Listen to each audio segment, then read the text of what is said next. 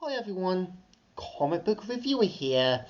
This time reviewing on Lilo and Stitch, the 2025 Disney film.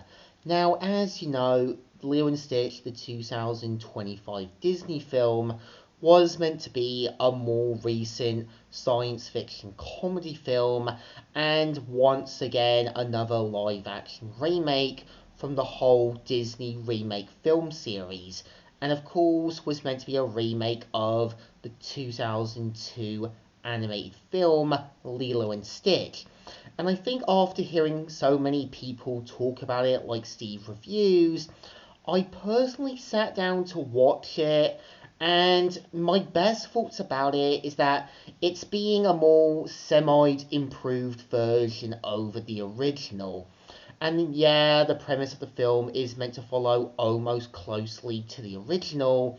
The only difference is that Dr. Jumba, that basically Jumba was originally part of the United Galactic Federation for basically doing experiments, but of course, due to doing illegal work, ends up creating Experiment 626. And we do kind of see right away that 626 quickly escapes, gets to Earth, and of course, leaving for the Grand Cancer Woman to have Prickly basically sort out Jumba. And throughout the film, it's obviously changing some things from over the original.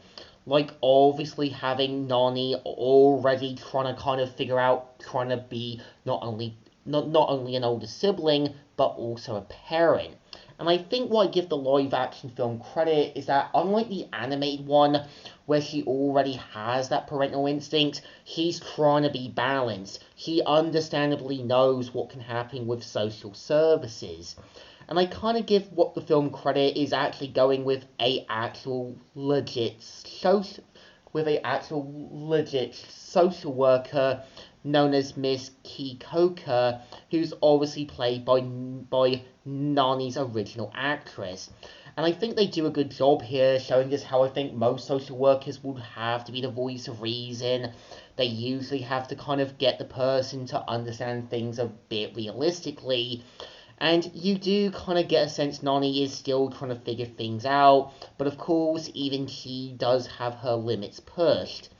And obviously, when they actually do bring in Nani's neighbor, you can kind of tell right away she does play the role of being the grandmother, but also kind of trying to be more of the voice of reason to Nani, trying to hopefully understand that she's trying to kind of helping her figure things out, but it's just more like hoping Nani sort of figures it out.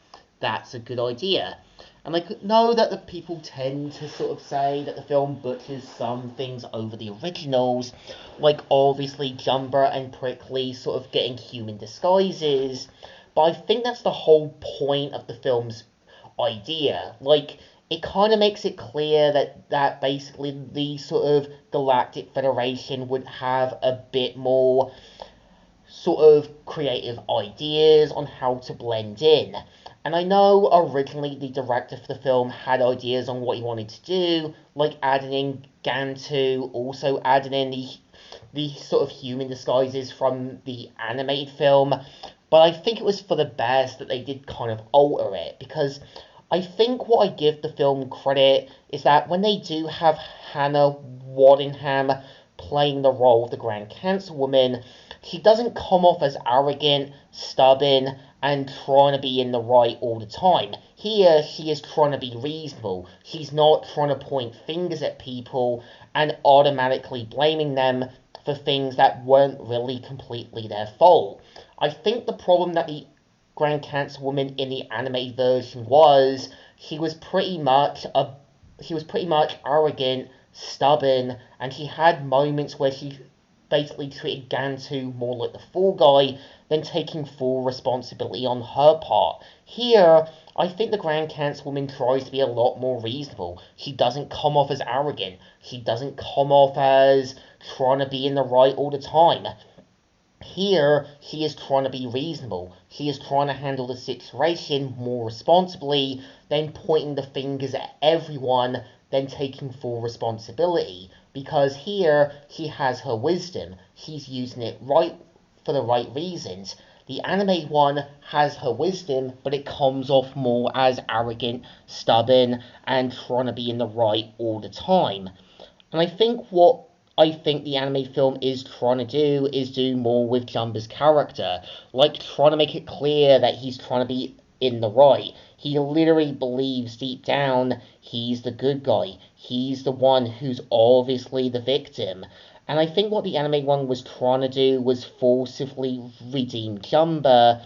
But here, I do think having obviously Sak, Kolfkis, voicing Jumba gives this kind of really nerdy, arrogant, sort of bookworm feel, which I think does fit Jumba's voice a little better, sounding a slightly younger, arrogant, and more in the right sort of manipulative mad scientist.